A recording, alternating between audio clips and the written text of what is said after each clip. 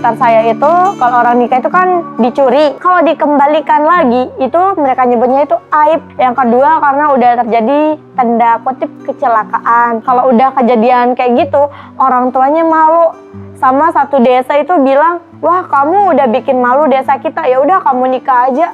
Kamu yang sendiri yang bawa aib, masa kita semua yang kena imbasnya. Sejatinya filosofi daripada melari itu adalah melindungi, menghormati, menjunjung tinggi hak-hak perempuan untuk menentukan pilihannya sendiri. Yang sekarang ini anak-anak kita ini banyak yang dilanggar haknya itu. Misalnya kalau sudah keluar lewat waktu langsung dinikahkan atau dikawinkan dengan alasan melanggar adat. Padahal sejatinya kalau anak-anak itu keluar itu bukan salahnya anak, itu salahnya orang tua. Saya lihat di lingkungan saya itu memang untuk parentingnya itu bukan kurang sakit tapi tidak serak gitu. Karena memang banyak sekali kekerasan-kekerasan yang saya temukan. Makanya untuk pendampingan sama melakukan edukasi itu saya semangat.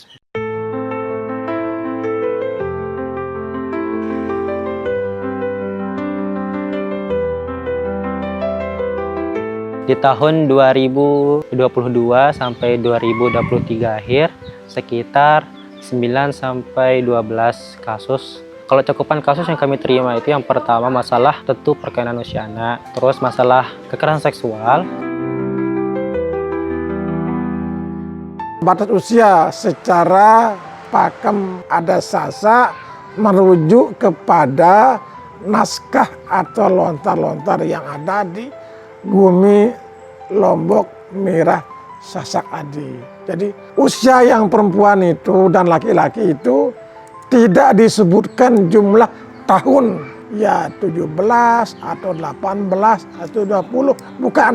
Tapi yang disebut adalah boleh kawin kalau sudah dewasa. Dewasanya itu dihitung dari satu. Kalau dia wanita atau perempuan, dia kalau sudah bisa mengambil kapas menjadi benang, disesek atau ditenun seperti yang saya pakai ini, berjumlah 144 dan beraneka motif. Kalau dikompresikan ya, itu kurang lebih usia si perempuan ini selama dia membuat itu kurang lebih berjumlah dia 22 tahun.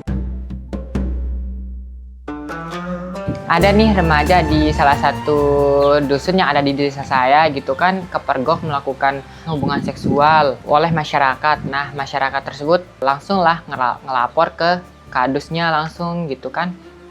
Nah setelah mendapatkan laporan, kadusnya itu langsung ngelapor ke PTBM desa. Nah dari PTBM sendiri langsung turun ke rumahnya untuk melakukan penjangkauan. Setelah turun melakukan penjangkauan, di sana kita kayak mediasi gitu. Tokoh-tokoh masyarakatnya juga hadir di sana gitu.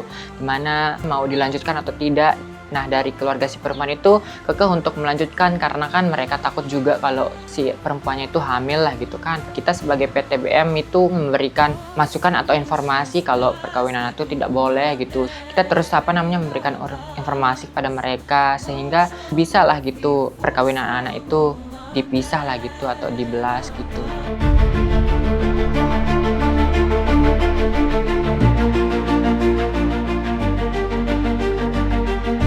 Awal mulanya itu ada seorang perempuan daerah desa saya itu kenalan dengan cowok lewat media sosial gitu. Terus cowoknya ini mengajak si ceweknya ini untuk keluar sampai bisa dibilang mau maghrib lah.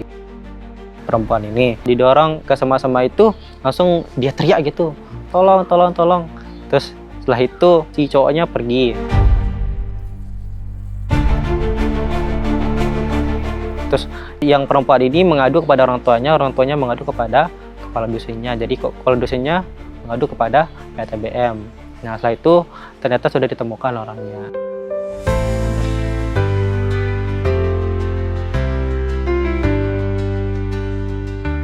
Peran saya ketika kejadian itu mendampingi korban.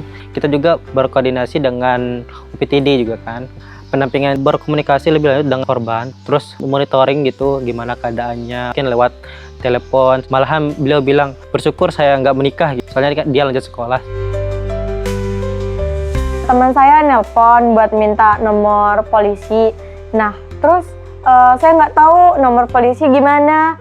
Dia bilang mau ngapain bernomor polisi, saya gituin. Saya diajak nikah sama pacar saya yang lebih dewasa umurnya, tapi saya nggak mau gara-gara saya masih mau jadi pelwan, gitu dia bilang. Ya udah, Oba kamu koordinasi lagi ke staff plan, saya gituin. Ini nomornya, saya kasih tahu nomornya. Terus staff plan ini datangin ke rumahnya buat bantu ngecegah kan, buat komunikasiin gitu pelan-pelan. Akhirnya bisa dicegah. Tapi selang 3 malam, waktu itu saya dikasih tahu sama guru saya kalau ternyata teman saya ini jadi dia nikah. Plot twist-nya itu nikah sama orang yang berbeda. Ternyata dia itu didesak sama masyarakat di sana, sama orang desa di sana, kalau nggak nikah kamu bawa aib ke desa ini, kamu udah ngecemarin nama desa ini, ya udah kamu harus nikah gitu.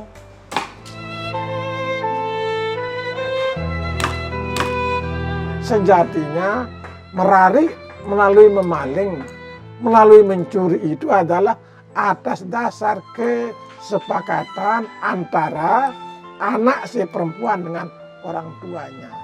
Jadi bukan tidak ada kesepakatan antara calon mempelai laki-laki dan calon mempelai perempuan dengan orang tuanya. Itu prinsip dasarnya sebenarnya yang tidak boleh dilanggar. Yang sekarang ini ngambilnya siang hari, kadang-kadang diajak main-main, nggak diajak pulang, dihitung dia juga dianggap dia merari secara adat. Padahal itu melanggar adat. Waktu itu kan anak tersebut sering tidak masuk sekolah, nah kemudian ditahulah dari teman-teman kelasnya. Nah dari itu kan dilaporin lah ke BK, terus kita diajak sama tim sekolah ramah anak BK gitu, terus ditelepon lah Paramita itu. Kemudian lakukan penjangkauan kasus kan ke rumah anak tersebut. Setelah ditahu, terus dari pihak keluarganya juga setuju untuk melakukan pembelasan tersebut. Jadi kita upayakan untuk melakukan pembelasan.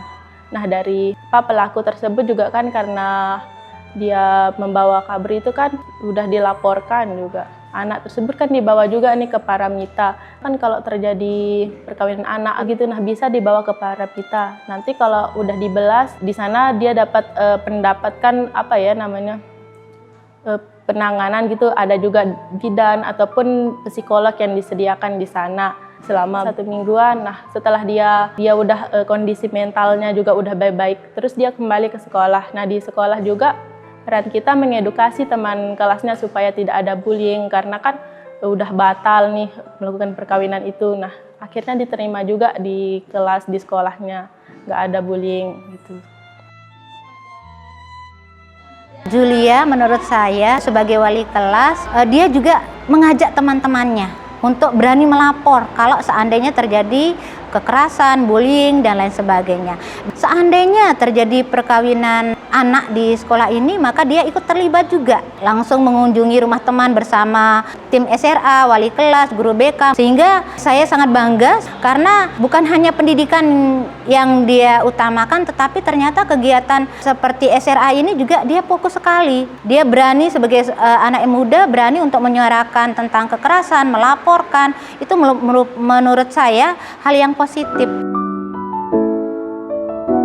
Penting dari pemerintah kabupaten atau pemerintah desa kecamatan untuk meluruskan budaya tersebut. Perempuan juga berhak untuk menyuarakan apa pendapat ataupun apa yang akan ia sampaikan itu, karena memang menurut saya itu prinsip kesetaraan gender itu harus tetap dipakai dimanapun. Supaya suara anak itu makin didengar, tidak hanya ya udah nih saya yang lebih dewasa, yang lebih tahu gitu kan, supaya juga kita lebih bisa nih mensupport teman sebaya kita yang tadi menjadi korban perkawinan anak itu, lebih menguatkan mentalnya gitu. Kita juga mengedukasi teman-teman kita supaya tidak terjadi perkawinan anak, mengasih tahu nih dampak-dampak dari perkawinan anak. Meskipun kita gagal buat misahin dia, tapi kita sama anggota staff lain sama tim SRA itu nggak nyerah, kita sosialisasi ke banyak orang. Nggak apa-apa kalau ini kita gagal, selanjutnya nggak boleh lagi ada ya kasusnya yang kayak gini. Sampai sekarang pun belum ada sampai saat ini. Mungkin dari tahun 2022 itu masih adanya gitu kasus perkawinan anak, tapi semenjak bertambahnya waktu sampai tahun 2024 ini masih belum ada sampai sekarang. Mungkin mudah-mudahan juga nggak ada lah gitu.